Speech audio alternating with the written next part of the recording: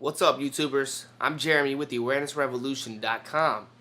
Today I'm going to go over gold and silver and tell you which one I think is going to be the best investment.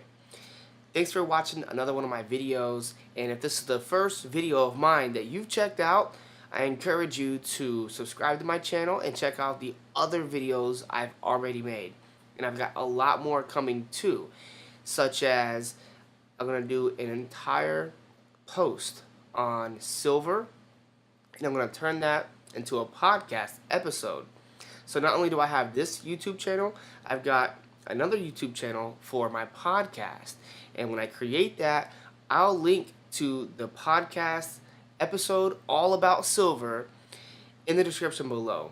But you can also just find the podcast link down below already and subscribe to my podcast channel, so when that silver episode comes out, you'll be notified when it does, because the silver story is absolutely amazing, and there's a lot I'll cover in that podcast episode that I won't cover here.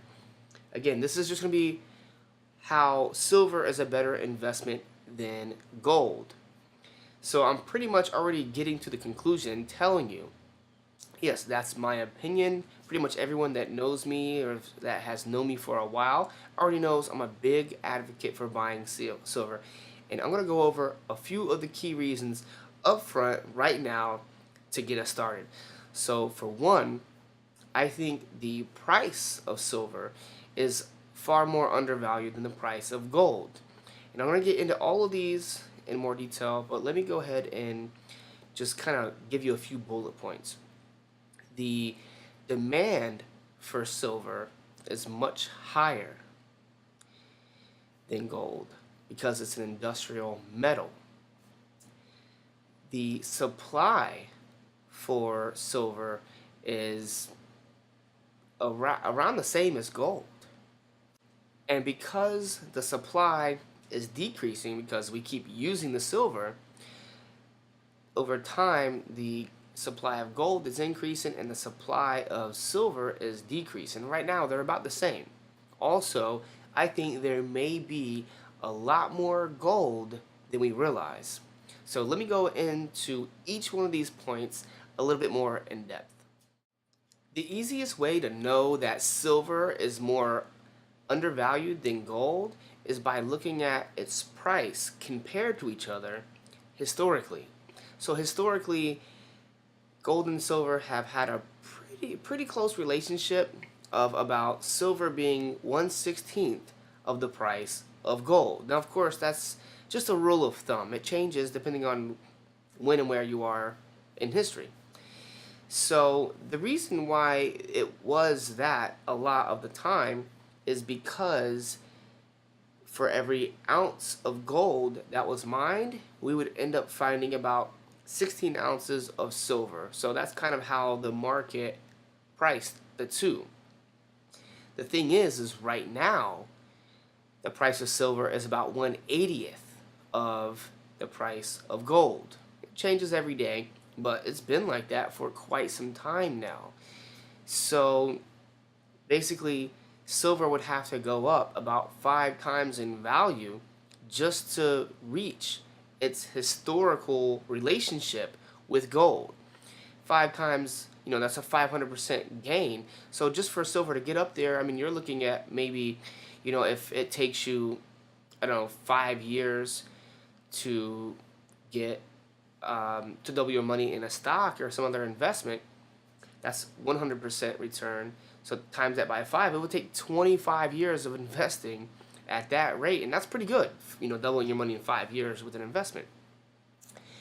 But it would take you 25 years to get a 500% return, and if silver just did that, just caught up to the 1/16th price of gold, that would be a 500% return. That would be huge, but it gets even better. See, the thing is most of the silver is near the Earth's surface. So what's happened is most of the silver has already been mined. As time goes by, the rate at which we mine it is decreasing. So now it's roughly 9 ounces of silver for every ounce of gold. So it should be closer to a ninth of the price.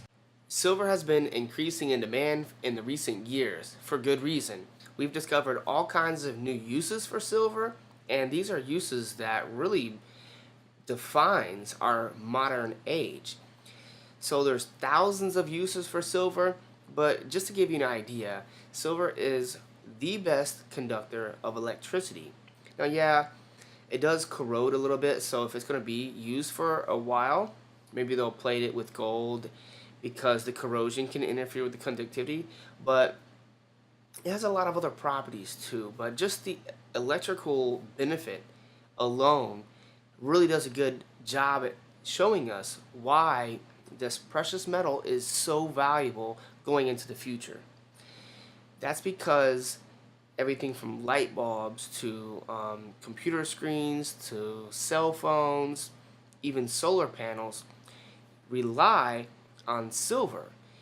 And we can't really go without this stuff now. We're not going to go back to the Stone Age. And in fact, a lot of people, particularly in other countries, still don't have two televisions in their house or three or four computers and two tablets. You know, this is the norm for a lot of us Americans. But in other countries, you know, China has been exporting their goods over here, you know, with taking our credit basically, and they're going to start consuming their own goods in the future, I predict. And they have a huge population, of which a lot of them still don't have all the luxuries of the things that they're producing. So, you know, all these electronic gadgets that we were all so used to are just becoming more and more common. And that is just increasing the demand of silver. I mean, just to put it in perspective, you know, if we were to all want solar panels, there wouldn't be enough silver right now for the whole world to have solar panels.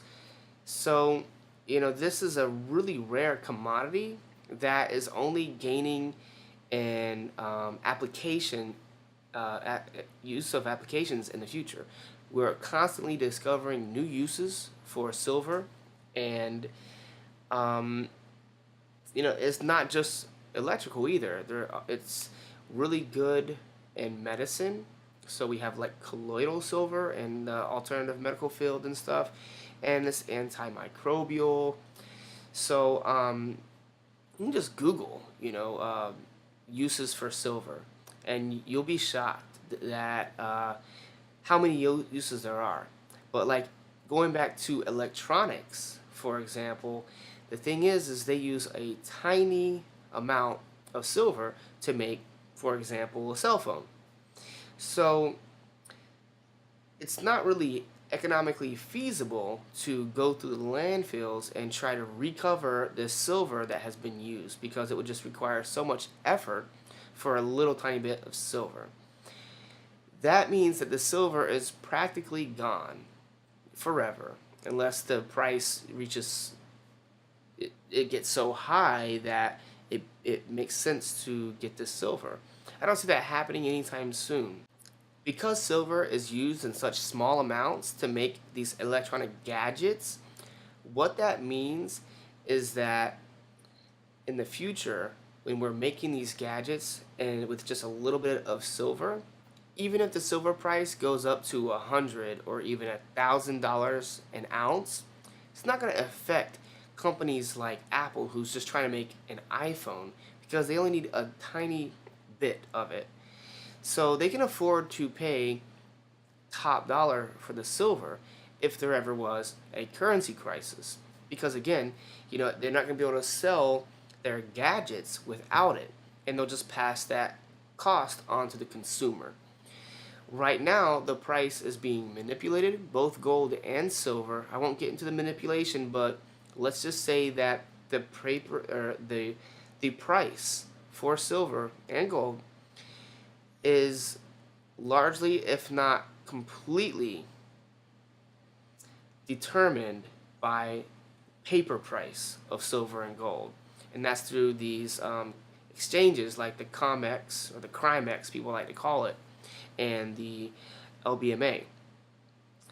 So they manipulate the price and they're able to buy, stock up, and load up and hoard physical metal because they're suppressing the price using paper derivatives. And this has led to an artificial price that I think will soon cease to exist, and the true value of silver will be reached. I don't know when. I think silver is going to go up a considerable amount in the near future, but I think it's going to take longer to reach its true value, and that won't be until it's truly traded and not manipulated by with these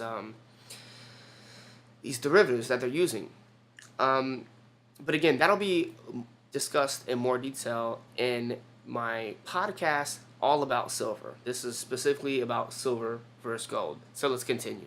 I kind of hinted at there being more gold than what people realize. So let me just get into that a little bit. And it comes from the book Gold Warriors. And Weir is the one who brought this to my attention. So I'll link to where you can get the book Gold Warriors in the description below, as well as one of Weir's videos, and you can watch one of his presentations about how really he says he has a lot of evidence to support it. So hear him out and watch his video. But basically, he believes that there is a lot of gold that was found and hidden in the Grand Canyon. So let me go ahead and summarize this whole thing again and explain why silver is a much better investment than gold. Again, historically, the gold to silver ratio is out of whack. That alone shows that silver is undervalued compared to gold. But things have changed since the historical rule of thumb of silver being 1/16 the price of an ounce of gold, because we used to have a lot more silver, but in the past few decades we've discovered all these new uses of silver. So even though we mine a lot more silver, we use far more silver than gold. Most of the gold that has ever been mined is still here, whereas most of the silver that's ever been mined, the vast majority of it, is gone and practically unretrievable. So that has put us in a situation where over time, this is silver and this is gold, the supply of gold just keeps increasing and the supply of silver has decreased. Now there's about an even amount of silver and gold that investors can buy.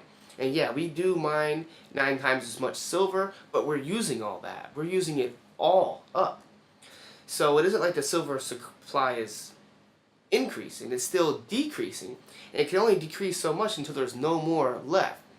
But I think the manipulation will end before the supply completely decreases, because from what I hear, they're already having trouble keeping the game going with the physical market.